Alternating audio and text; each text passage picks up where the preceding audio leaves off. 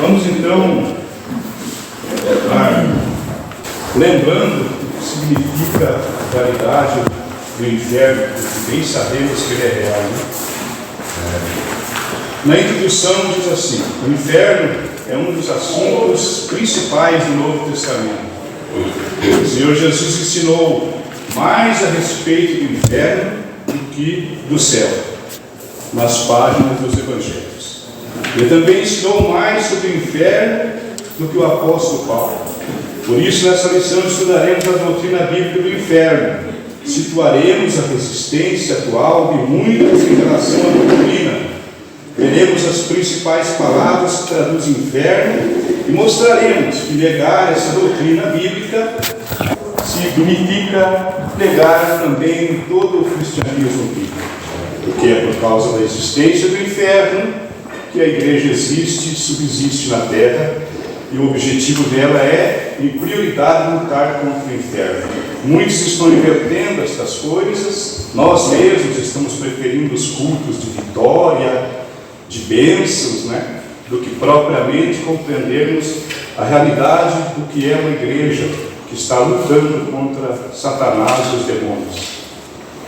Muitos se equivocam e se perdem no caminho, até permanecem na igreja, mas não compreendem a essência do Evangelho.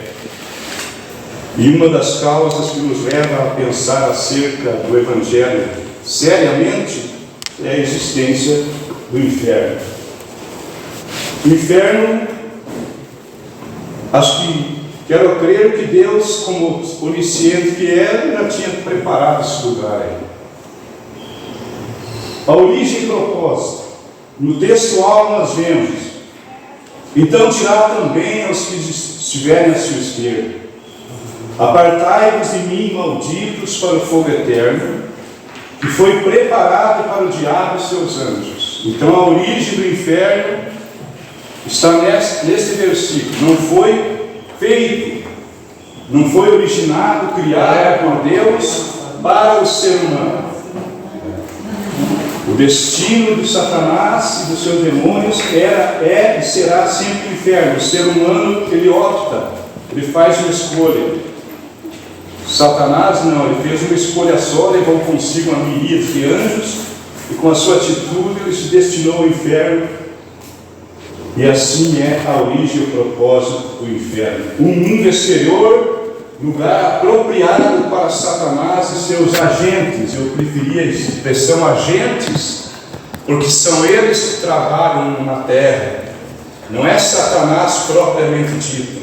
São os demônios que atuam em várias áreas. E nem todos os demônios caem.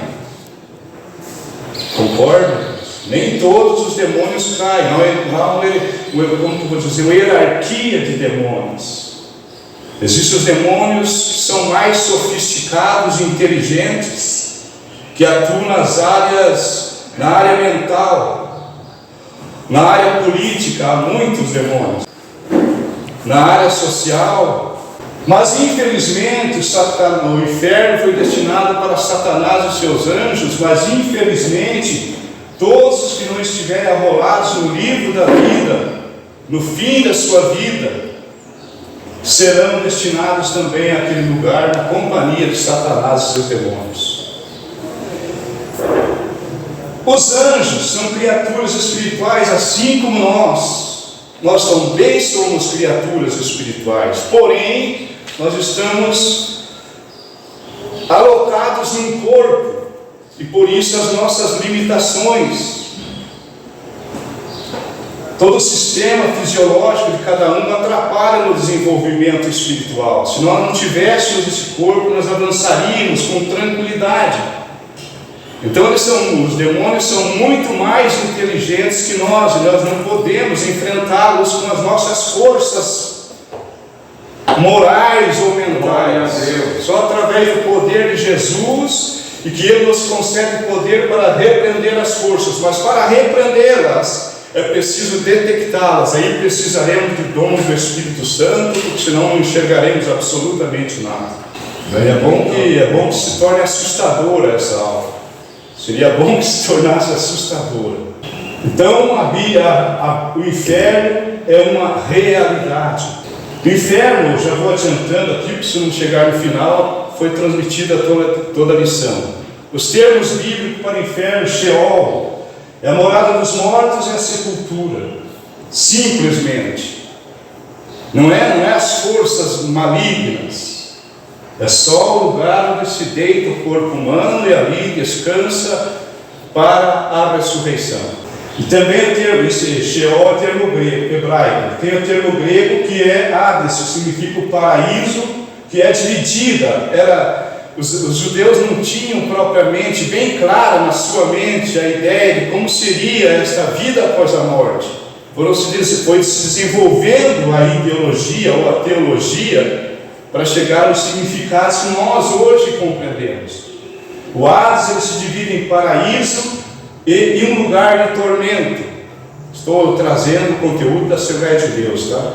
As outras denominações, assim, a gente deixa de lado o que eles pensam. Hades significa paraíso, ela é dividida em dois locais: paraíso e lugar de tormento. Na parábola de Lázaro e o rico, nós encontramos essas divisões bem claramente. Lucas 16. Lucas 16. Tem a palavra Geena, que significa Geinom no hebraico, que é o vale de Inom, onde eram queimados os detritos, mas já vamos entrar nisso mais para frente. E significou então o destino final de Satanás, do demônio, chamado lago de fogo e enxofre que arde para todo sempre. Geena vem a significar então lago de fogo e enxofre. Por enquanto ficamos aqui. São esses termos hebraicos e gregos que nós precisávamos verificar na introdução. Tópico 1: o pensamento humano a respeito do inferno. É evidente que a mentalidade humana, ela se recusa a conceber um Deus que é de amor, que vai lançar pessoas no inferno como uma condenação eterna. Nós mentalmente não conseguimos conceber. E as pessoas que não conhecem o cristianismo, não conhecem as escrituras sagradas, não conhecem Deus, eles procuram, atormentados, afugentar da sua mente a ideia de que existe um Deus com quem devemos tratar e existe um inferno onde vamos parar se não permanecermos nos caminhos santos do Senhor. Seja eles como nós. É um alerta para a igreja, tá, irmãos? Porque às vezes a gente olha para o mundo e estão condenados ao inferno, mas nós não esquecemos que nós podemos cair em erro fatal e um dia, se nós não nos arrependermos, voltarmos aos caminhos santos, também iremos para lá. Sim ou não, irmãos? Ou estamos todos salvos e nada vai nos impedir. Muitos negam a realidade do inferno. A doutrina é chamada negacionismo. O inferno não existe. O inferno é aqui mesmo na terra. Aqui mesmo a pessoa paga os seus erros. Mas a realidade do inferno é bíblica e muito real. Os filósofos humanistas, se nós fôssemos tratar de cada expressão que encontramos nas revistas ou texto que lemos, nós ficaríamos uma tarde toda para entendermos. O que é o humanismo? O humanismo é uma doutrina que prega o bem-estar do homem em primeiro lugar. Então o cristianismo é contra este humanismo. O cristianismo é algo que vem contra os desejos humanos. Nós temos que ceder à vontade de Deus, esquecer as nossas premissas para podermos fazer parte do reino de Deus. E as filosofias humanistas, elas trazem outro conteúdo contrário, que o homem deve ser feliz, deve viver toda a sua vida sem freios. Afinal, Deus é um Deus bom, maravilhoso, foi Deus que criou o ser humano, então todas as coisas que nós podemos usufruir nesta vida são válidas. Então, mais ou menos por aí, não vamos entrar em detalhes, senão a gente na verdade nem tem tempo para tanta coisa. Filósofos humanistas, o conteúdo que está sendo projetado para os irmãos que talvez não saibam, é o mesmo conteúdo da revista. Então a gente reduz eles para que se faça mais fácil o aprendizado. A afirmação bíblica da realidade do inferno não é compatível com os valores éticos modernos. que acabamos de dizer. O ser humano deve usufruir de tudo quanto tem direito de gozar nesta vida. Por exemplo, todas as coisas devem contribuir para o bem-estar das pessoas. Então, se a gente chegar cheio do Espírito de Deus numa residência, é possível que a revelação de Deus, que Deus nos conceda ali, cause transtorno na família, sim ou não, irmãos? Ou tudo tem que trabalhar para o bem das famílias? É sim, isso é verdade, mas para um contexto divino, não humano. Porque aqueles que trabalham na obra sabem que muitas vezes criou-se a situação pior do que estava, porque foi mexido na ferida. Só que quando estamos na direção de Deus, nós mexemos na ferida e curamos a ferida. Aleluia! Então todas as coisas devem contribuir para o bem-estar das pessoas no pensamento humanista. Nós mesmos nos deixarmos levar por esse pensamento. Esse pensamento humanista está inserido dentro da igreja, da nossa igreja. Não é? Nós queremos usufruir das coisas desta terra, em detrimento das coisas espirituais. Isso já é um pensamento humanista. Ao invés de nós buscarmos dons espirituais para poder ser útil na obra do Senhor, nós fazemos campanhas para que Deus nos conceda carro, automóvel, etc. Posso continuar ou paro aqui? Não é, irmãos? Nós estamos invertendo os valores. E Deus não nos chamou para usá-lo para angariar nossos recursos humanos. Deus nos chamou e nos concedeu direitos de usar o seu nome em prol do reino dele, não no nosso reino. Há muitos criando seus próprios reinos, não é, irmãos? Utilizando-se da igreja, inclusive. Utilizando dos sentimentos humanos, das emoções humanas, para angariar caminhos pelos quais vão avançar, progredir material, financeiramente. Ninguém, sabe por que eles negam o inferno? Porque ninguém tem direito de ofender a integridade moral do indivíduo. Isso é Constituição Federal. Filósofos e teólogos, veja bem, esses filósofos e teólogos estão inseridos no cristianismo. Não se está falando de pessoas fora da igreja, está falando de teólogos dentro da igreja, pastores, obreiros, presbíteros, diáconos, membros de igreja. Não é lá fora, é aqui dentro. Se nós ficarmos falando das outras denominações, seremos injustos, faremos da nossa. Nós nem conhecemos direito. Filósofos humanistas, a afirmação bíblica da realidade do inferno não é compatível com os valores éticos modernos. Nós estamos falando de um mundo sem Deus, e Deus lá não existe. Deus é uma ideia desses crentes bobos que acreditam em Deus. Ainda continuando, eles têm a mente cauterizada. Cauterizada é uma forma de amortecer um sentimento, uma ação de um membro. Por exemplo, cauterizou o nervo que faz com que o meu braço se mova, meu braço não mais se moverá. Foi cauterizado esse nervo que põe em movimento.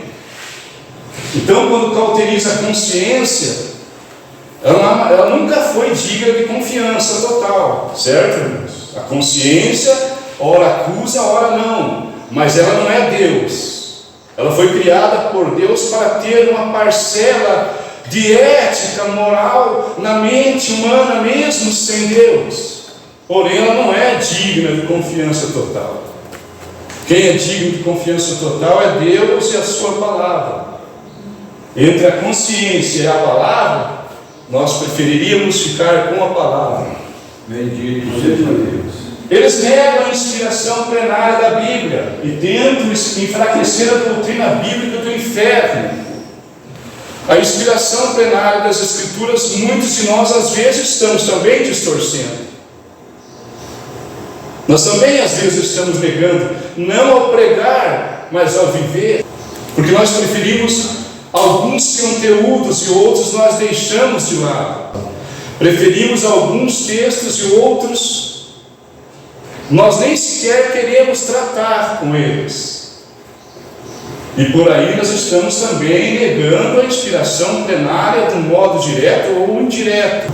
Outros, então, eles negam completamente a doutrina bíblica do inferno, porque não é uma ideia ética do inferno, é negativa, é pessimista demais.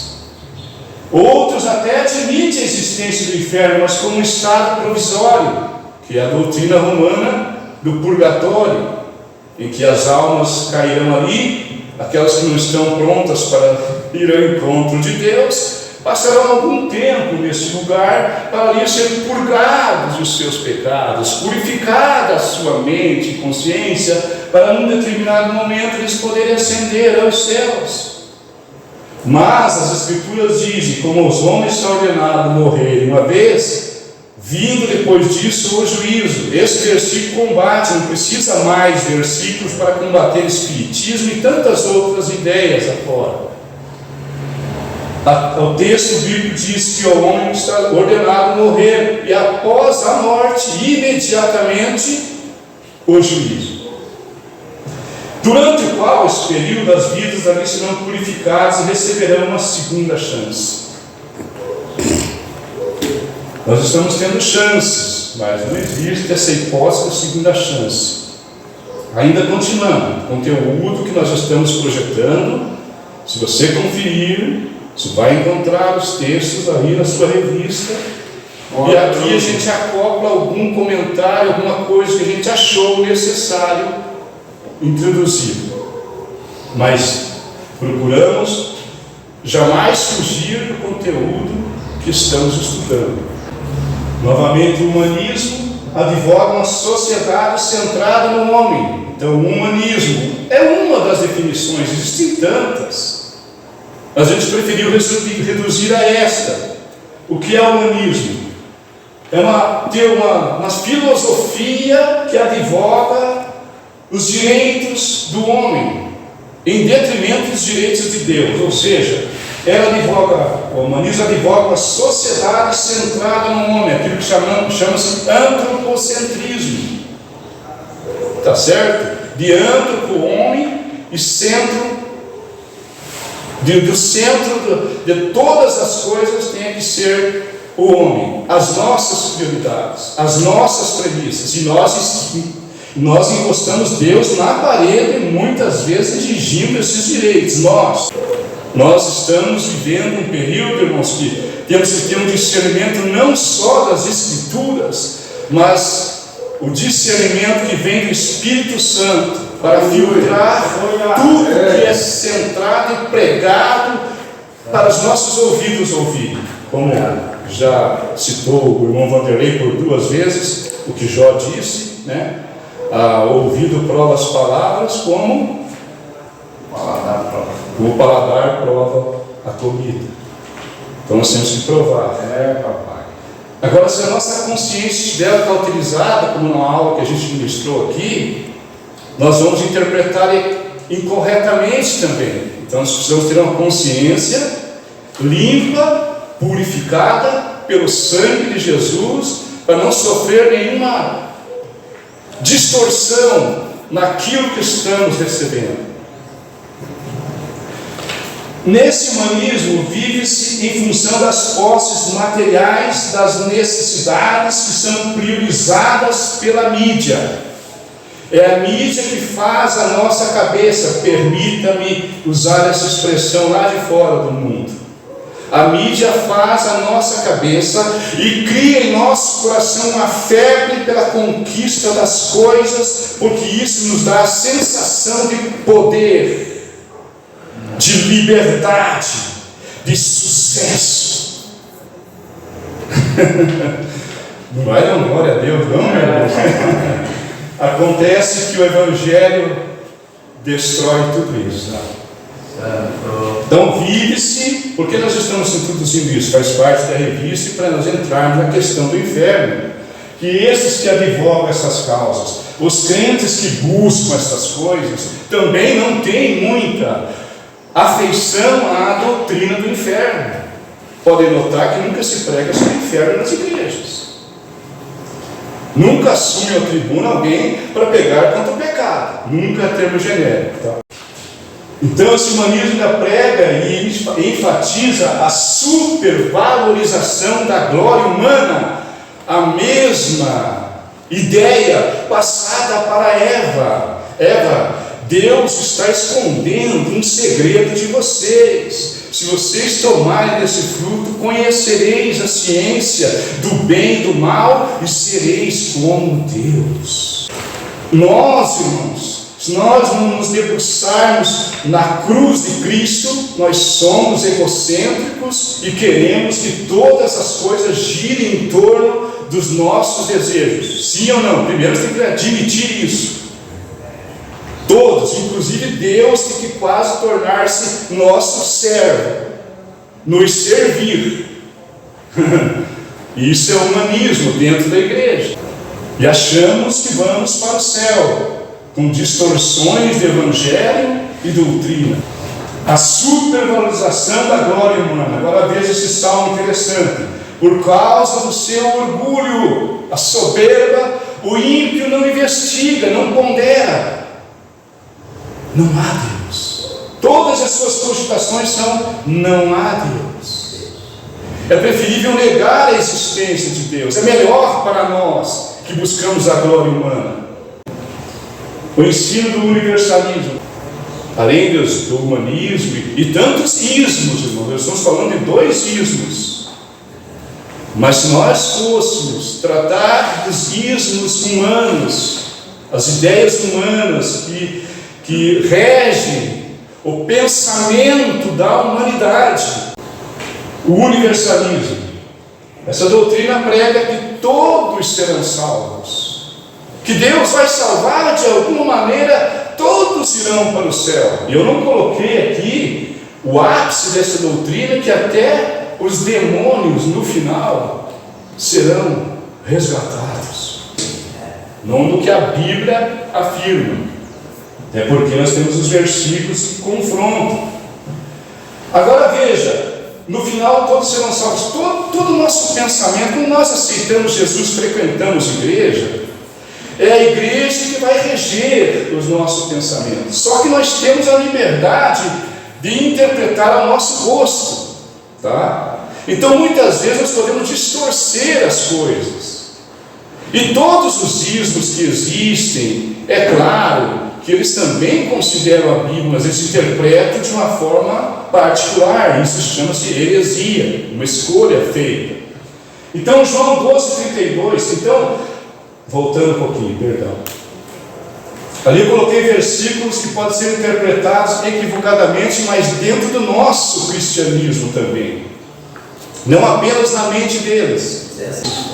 Mas João 12:32 diz: e eu, quando for levantado da terra, todos atrairei a mim. Isso dá-nos um pensamento humano que no fim Jesus vai nos salvar, seja como for, porque ele está afirmando, e quando ele for levantado da terra, que ele já foi, a todos atrairei a mim. Atrair é como o ímã que atrai o metal. O metal não tem o que fazer a não ser ceder à força que vem do ímã. Romanos 14:11, porque está escrito: pela minha vida, diz o Senhor, todo joelho se dobrará diante de mim e toda língua confessará a Deus. Nós podemos errar ao interpretar esse versículo achando que no final todos os seres humanos aceitarão a Cristo Jesus e serão salvos. Não, aqui mais precisamente, deixa aqui eu localizar para você o momento disso aqui, lá no juízo do grande trono branco, em que todos confessarão que Deus é realmente Deus do céu e da terra, mas vão para a condenação. Só vão reconhecer, porque a escolha se faz em vida, Lucas, se faz agora, hoje. É verdade. Todas as nossas escolhas. A quem serviremos? A Deus ou a igreja? Igreja local, tá? Fica essa pergunta. A quem nós servimos? A Deus ou a igreja local? Agora, se nós servimos a igreja de Cristo, aí está tudo bem conosco. Aleluia! Não sei se você vai entender. Glória a Deus. A quem servimos? O ensino do universalismo ainda, a ideia central do universalismo: todos são filhos de Deus e Deus é um Deus de amor. Então, como um Deus de amor vai ter criado um ser humano numa ação pessoal entre ele e esse ser humano criado, diferente das outras coisas que ele criou, e agora ele cria o ser humano como a glória dele na terra, como filho dele.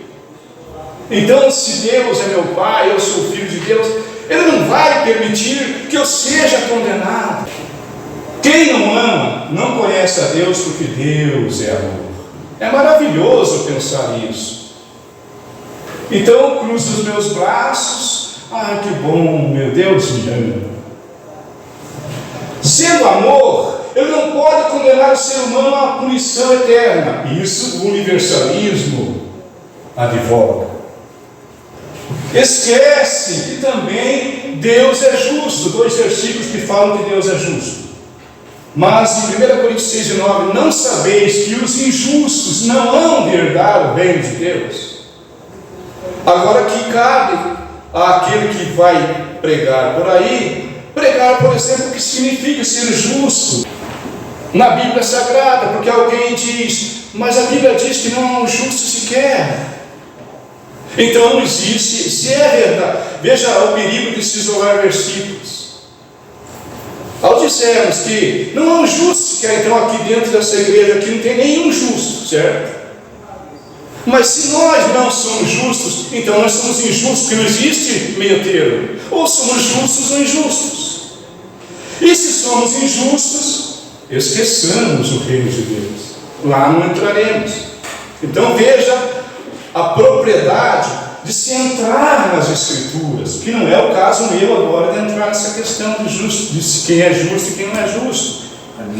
Você cabe a outras escolas dominicais e você febrilmente querendo aprender as Escrituras e lendo em casa para ver se o que o Eliezer diz confere com a Escritura também. Mas os injustos não herdarão o reino de Deus, e é a palavra de Deus que diz: não adianta nós tentarmos conciliar as coisas. Está dizendo, está, se não me engano, em Filipenses capítulo 3. Um versículo diz que não somos perfeitos. Vamos colocar assim: Paulo está dizendo que ele não é perfeito. 3 versículos posteriormente diz, no mesmo capítulo: mas nós que somos já perfeitos. Vendo? Então existe o nosso irmão usado e todos os que podem abrilhantar todas as situações. Não é o nosso caso hoje. Esquecemos, irmãos. Nós só queremos conceder um dos atributos de Deus, o amor. Todos os outros nós não queremos considerar. Mas existe entre tantos outros atributos de Deus. O que é um atributo? É um valor atribuído a alguém, a um objeto, a alguma coisa. Ou seja, uma característica, uma qualidade, ou melhor, uma característica. Então uma das características de Deus é o amor, mas existe uma outra que é a justiça, que por mais que Ele ame, Ele não poderá salvar ninguém que não se renda aos pés do seu Filho e seja transformado e regenerado. Nenhum regenerado entrará nos céus. Já dizia um pregador bem das antigas, não sei se é Spurgeon, o príncipe dos pregadores, que se Deus levasse o batedor de carteira para o céu, logo ele estaria batendo a carteira dos anjos. É claro que é uma brincadeira, porque ele foi para o céu sem ser regenerado. Ele vai fazer o que lá? Ele vai continuar a fazer o que ele sempre fez, bater a carteira. Então existe, dentro desses parâmetros que nós avaliamos até aqui, existe no tópico 1 ainda o alerta apostólico, subtópico 3. Quem está precisando de um cafezinho aí para reativar? Já tomaram, né? O alerta apostólico. Muitos intelectuais cristãos negam. Veja, muitos intelectuais cristãos. Eu disse que esses ismos são lá de fora, mas que estão dentro das igrejas. Em cada mente pode ter ismos, teorias, ideias de humanistas, e que queremos com essas ideias em nossa mente fazer com que Deus se torne alguém que apoie as nossas ideias. Agora nós estamos falando do que está na revista, de um alerta apostólico em que, trazendo para os dias de hoje, muitos intelectuais cristãos, pensadores cristãos, negam integralmente o ensino bíblico acerca da realidade do inferno. É incrível, mas teólogos negam a realidade do inferno. Eles dizem ser uma ideia. Falsos mestres vestidos de ovelha, mas logo os devoradores se introduziriam no meio de nós, no meio da igreja de Cristo. Paulo já advertiu lá aos irmãos de Éfeso. Os falsos mestres é que vão trazer esses conteúdos. Sempre serão os falsos mestres, irmãos. Sempre serão pastores os falsos mestres, não é? Porque quem tem mais possibilidade de transmitir as ideias errôneas? Quem tem mais púlpito? E serão os pastores. Eu não estou aqui falando de ninguém. Os pastores surgiram, os mestres, falsos mestres surgiram dos líderes. Eles têm que ter mais cuidado do que nós não apitamos nada. Se falar isso incomoda? Falar que os falsos mestres são os líderes, que é da liderança que vem. Eles têm aparência de piedade, em tudo parecem ser os mais crentes da igreja, conhecem mais do que qualquer outro, mas negam a sua eficácia na sua vida diária. Tudo que eles pregam e ensinam não se acha eco, não corresponde. Por isso só vai perceber vivendo com eles. Nas igrejas serão os líderes que arrebatarão a mente das pessoas, farão igrejas deitarem no fogo do Espírito. Espírito, aspas. Já vi muitos e conheço muitos. Fazem o fogo descer, mas eles em adultério. Comprovado pelas igrejas, e eles foram disciplinados e excluídos do réu de membros. Resistem à verdade. Se você quiser corrigir um desses falsos mestres, eles te tacam, entre aspas, ou tacam a Bíblia, e querem, através de uma suposta autoridade, exigir respeito. Por isso nós temos que estar preparados, porque se nós formos confrontados, não será só para reduzi-los a nada, mas para ganhá-los para Jesus, para reconquistá-los novamente, porque em algum período do caminho eles se desviaram. É por isso que a Bíblia recomenda não dê cargos a pessoas não preparadas. Eles podem cair no pecado do orgulho. Eles apostatam da fé por darem ouvidos à doutrina de demônios. Quero dizer aqui bem claramente que todos esses falsos mestres que estamos falando e que eles estão ensinando coisas assim, é bem certo que eles ensinam, mas o objetivo é fraudulento. Às vezes é para ganhar dinheiro. Tudo bem. Eles podem estar fazendo essas coisas, mas há um espírito maligno enganando eles. Eles não têm consciência plena do que estão fazendo, tá, irmãos? Eles precisam da nossa misericórdia, da nossa oração, mas também da nossa pregação para eles. Bendito é o teu nome. Porque eles também perderam-se no caminho. Eles têm a consciência cauterizada. Os versículos estão aí, vocês conhecem a Bíblia, não preciso estar citando tudo. O alerta apostólico atualmente há muitos falsos ensinos e ensinadores. Eles são lobos, mas vestem-se como ovelhas. Interiormente são lobos devoradores, mas exteriormente vocês têm o tapete vermelho para ele passar. Você honra ele.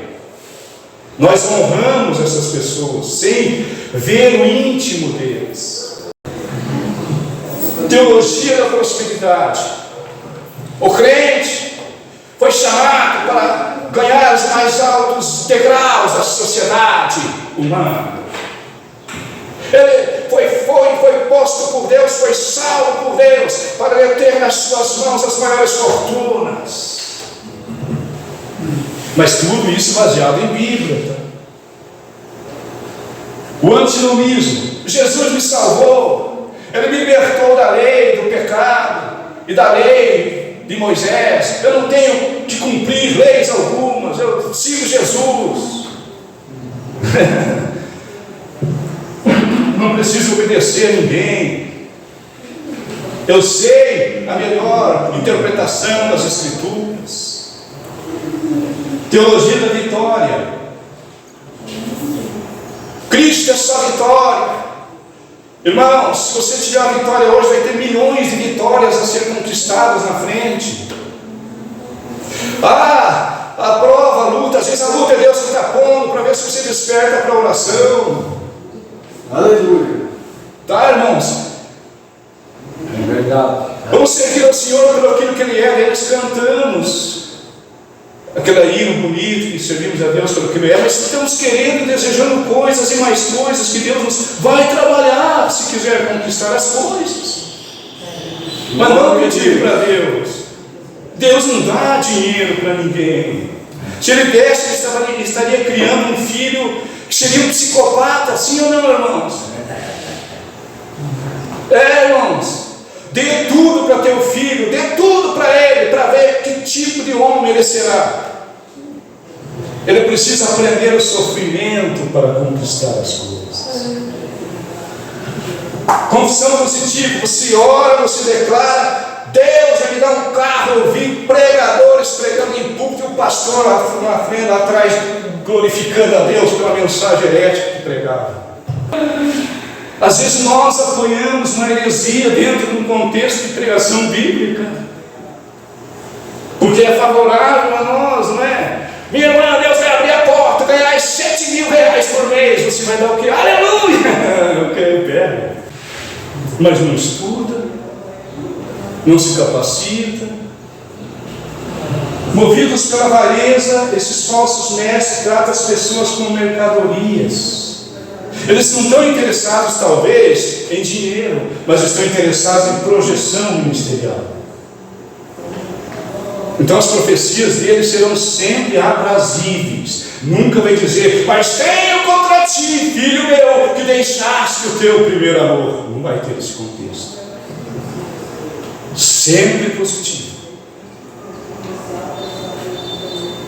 No Antigo Testamento, Sheol, o mundo interior dos mortos, sepultura, inferno, morada. Agora vamos voltar para o inferno. Ou para melhor, na palavra inferno. Sheol lá tem 3 significados. Primeiro, quando nós lemos aqui na Bíblia inferno, esses são os significados que existem, tá, irmãos? Nem sempre é um só.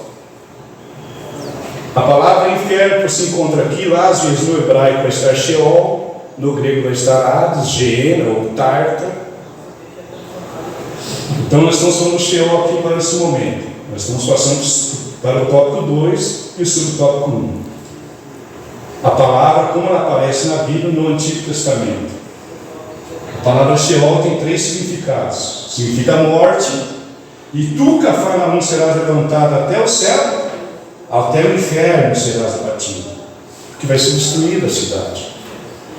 Lugar de todos os mortos, que no Hades ergueu os olhos, o rico, né? Estando em tormentos, viu ao longe Abraão e Lázaro no seu seio.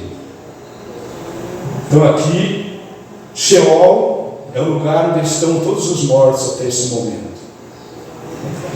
Lugar dos mortos, ímpios somente também pode significar. No Antigo Testamento, o destino das pessoas se resumia no lugar onde o corpo das pessoas ia após a morte.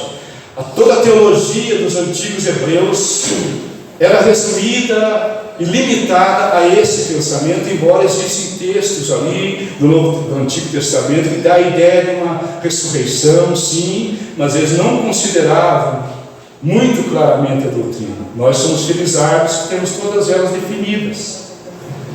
Mas eles pensavam que lá, para esse lugar, ia toda a alma após a morte. Não há claramente a ideia de divisão do Sheol entre justos. Eles sabiam que os ímpios sofreriam e que os justos receberiam benefícios da parte de Deus. Seria Deus favorável a eles. Pelo menos é o conteúdo aqui da revista. Contudo, de modo geral, a palavra hebraica Sheol também é descrita como lugar de castigo. A secura e o calor desfazem as águas da neve, assim desfará a sepultura aos que pecaram. Vamos em frente.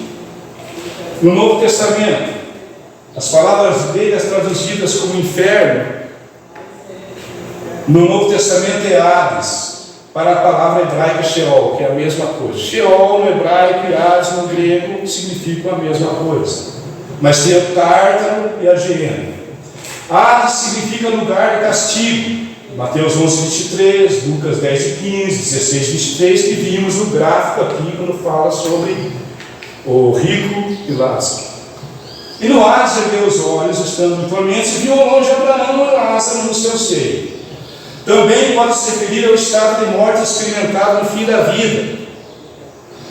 E o que vive, o Senhor, em Apocalipse, quando ele diz eu sou o Alfa e o Ômega, ele continua. E o que vive, fui morto, mas eis que aqui estou vivo para todo sempre. Amém. E tenho as chaves da morte e do inferno. No Novo Testamento aparece a palavra Tártaro. Se você lesse no grego, em alguns lugares onde na nossa vida está inferno, estaria Tártaro. E traz a ideia de um abismo mais profundo que a sepultura. A habitação dos ímpios mortos em que sofrem punição pelas suas obras más. Naquele quadro no canto superior direito, é extraído de um livreto que circulou nos tempos passados, chamado O Coração do Homem, mostrando que a morte agonizante do ímpio é terrível. Ele sabe que todos nós, na hora da morte, saberemos que está chegando a morte. E que não passaremos daquele segundo. Nós teremos consciência que vamos morrer. Parece que a gente vê as forças se indo em questão de segundos. E a pessoa que é salva, você pode notar que há um brilho nos seus olhos. Mas o ímpio morre em tormento. E Geena, então, esse Tártaro, Geena, o lugar mais profundo é que Deus, Ele inspirou os escritores a escrever de tal modo que a gente entenda. Mas não existe lá embaixo o inferno. Olha que inferno, serão lançados no lago de fogo e enxofre. Significa que eles não são uma coisa física. Tá? Mas só que Deus inspira os escritores a escreverem de uma forma que a gente possa compreender. Caso contrário, nós ficaríamos confundidos. Como disse também o nosso irmão que lecionou um tempo atrás, o inferno não é um lugar, é um estado. No Novo Testamento, a palavra Geena significa castigo eterno, vem de Geinon no hebraico, que significa o vale de Enom. Lá em Jerusalém tinha um local que era chamado Vale de Enom, no tempo de Jesus, onde ali eram queimados os detritos, os lixos da cidade. E como o lixo era grande, então ardia fogo ali dia e noite. E aquela ideia de fogo foi trazendo à mente das pessoas uma comparação com o tormento que será no inferno. Porque não é fogo literal. Porque se fosse fogo literal, destruiria o corpo humano. Então vamos lá.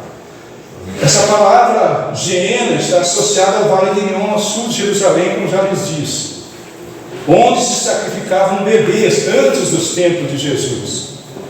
Nos tempos de Jesus era onde se queimavam os detritos da cidade, está bem compreendido isso, certo? Mas antes de Jesus era o local onde sacrificavam bebês a Moloque, o deus dos Amonitas, dos Moabitas melhor, e que eram sacrificados no fogo. Inclusive os reis Acaz e Manassés ofereceram seus filhos em sacrifício a esse deus. Que ele tinha uma estátua que tinha uns braços estendidos para frente e um recipiente onde era colocado o bebê e queimado no fogo, como oferta a esse Deus. Nos tempos do Novo Testamento, queimados nesse lugar o lixo da cidade. Essa palavra recebeu o simbolismo do castigo eterno, fogo eterno e julgamento final, que faz jus ao termo inferno. Aí tem o texto 25, 41 e 46, que faz parte da nossa lição. Então dirá também aos que estiverem à sua esquerda: apartai-vos de mim, malditos, para o fogo eterno, preparados para o diabo e seus anjos. Então não era para a gente ir lá, a gente ser humano. E irão estes para o tormento eterno, mas os justos para a vida eterna. Aqui já fala das pessoas que seguirão esse caminho, mas os justos para a vida eterna. Por isso, irmãos, aquela ideia que surge em escolas dominicais, imagina, não, a Bíblia não diz que não é um justo sequer. Você tem que interpretar as Escrituras, porque se não estiver justo sequer, todos nós para o inferno, não interessa o que a gente fizer. Essa justiça é a justiça de Cristo, que nos põe de pé diante de Deus. Aqui só para a gente dar uma olhadinha: Sheol, Hades, podem nos levar para lá. Até mesmo hoje, você tem que pensar hoje, aqui e agora. Todos vão para o inferno, se a gente não se cuidar, a gente vai junto. O conceito bíblico do inferno, do tópico 1 do tópico 3, doutrina bíblica do inferno. É um lugar real. No textual da nossa lição, nós entendemos que é um lugar real. Lugar, claro, lugar definindo não sei nem o que dizer, mas é um local onde serão tratados os que não permaneceram em Cristo. Porque um lugar, às vezes pode ser uma ideia abstrata, como uma ideia concreta. Por exemplo, o que é uma ideia abstrata? Que nós nos sentaremos no trono de Cristo, sendo que o trono só cabe um. Então é uma ideia abstrata, não absoluta, não concreta. Porque onde que vai ter um trono que tenha vaga para milhões de homens e mulheres que estarão no céu? Então, nesse sentido, quero dizer, é um termo abstrato. Não tem tronos no céu. Ou tem?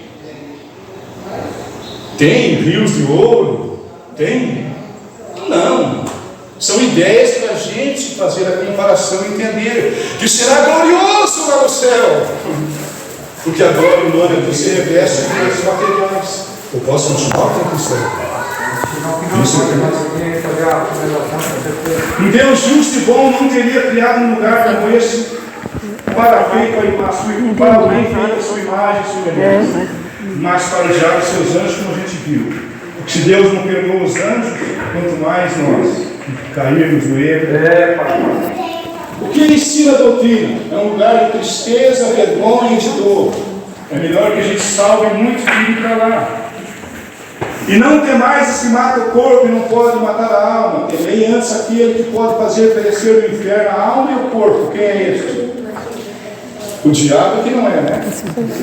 É Deus. Nesse versículo aqui nós entendemos assim, que Deus não pode condenar a pessoa a ir para o inferno, como disse o irmão. Porém a pessoa se condena, mas é o inimigo que vem tramando para nos fazer perder a salvação, porque ele sabe que Deus, sendo justo, não vai poder salvar o que está em pecados. Entendeu, minha senhora? Deus não condena ninguém. Nós nos condenamos quando ouvimos as insinuações do inimigo e obedecemos a sua vontade. E o diabo desenganado foi lançado no lago de fogo e enxofre, onde está a besta e o falso profeta, e de dia e de noite serão atormentados para sempre. Dentro desse versículo nós entendemos que há um tormento eterno aguardando os que forem para aquele lugar, ou para aquele estado de coisas. São coisas espirituais que Deus não tinha como transmitir de outra maneira. Ele transmitiu da forma simbólica. O Apocalipse é profundamente simbólico. Até porque nós poderíamos dizer, a serpente, nem deveria entrar nisso, mas a serpente não rastejava? Atormentados para sempre. A ideia é que nós temos que nos prender a isso. Atormentados para sempre significa ali, seremos atormentados para sempre se ali nós cairmos. A metáfora do fogo e enxofre é bem apropriada, porque o fogo resseca e queima, o enxofre gruda-se à pele queimada e arranca pedaços. É isso no sentido comparativo, porque no inferno não tem fogo também. Está vendo como é espiritual as coisas, Tiago? As coisas são espirituais. A palavra, deixa eu terminar aqui. O ser humano irá para o inferno de maneira integral, corpo e alma. A ideia do fogo é só simbólica. Não tem um fogo ali a queimar. Até porque o próprio inferno será lançado no lago de fogo e enxofre. Já chegamos nisso, se Deus nos permitir, né? A doutrina combate a teoria do sono da alma. Existe um tormento a ser sofrido por todos que não conseguirem chegar aos céus. E é por isso que é salvação do pecado e do destino final daqueles que não forem salvos. E de dia e de noite serão atormentados para todo sempre. Que tipo de tormento será? Espiritual. O que ensina a doutrina? Primeiros habitantes de lá, a besta e o falso profeta foram lançados vivos no ardente lago de fogo e enxofre, que nós sabemos não ser literal. Depois Satanás e seus anjos. E finalmente os não salvos. E a morte e o inferno foram lançados no lago de fogo. O que ensina a doutrina? Os que desprezaram Jesus como Senhor e Salvador de suas vidas passaram a eternidade separados de Deus na presença do diabo e de seus demônios. Qual é o tormento? Deixa eu deixar claro aqui. O tormento é estar consciente no lago de fogo na companhia de todos que não receberam Jesus, com a certeza que nunca mais poderão ser salvos. Esse será o tormento de dia e de noite. Quem sofreu tormentos aqui sabe o que significa. A Bíblia até compara a picada do escorpião. É terrível, a pessoa arde em febre incessantemente, geme e parece não haver fim. O tormento será esse. Sabemos que eu, Eliezer, estou caído no lago de fogo na companhia de Satanás e seus anjos e todos os que não foram encontrados no livro da vida, e saberei conscientemente que nunca mais terei chances de sair dali e arderei, entre aspas, ardor espiritualmente para o resto da eternidade. O resto da eternidade que nem se cabe essa palavra velha. Eternidade é uma coisa sem fim. Então, peço perdão dos irmãos, é uma penalidade. A condenação do ser humano para o inferno não é uma iniciativa primária de Deus, né? Não foi uma ideia de Deus condenar o ser humano, mas um fruto da escolha humana em viver deliberadamente em rebelião contra o Altíssimo. Rejeitaram a Cristo e receberão o castigo eterno, irão para o tormento eterno, mas os que receberam a Cristo receberão a vida eterna, mas os justos para a vida eterna. Muito obrigado, Deus abençoe vocês. Glória a Deus.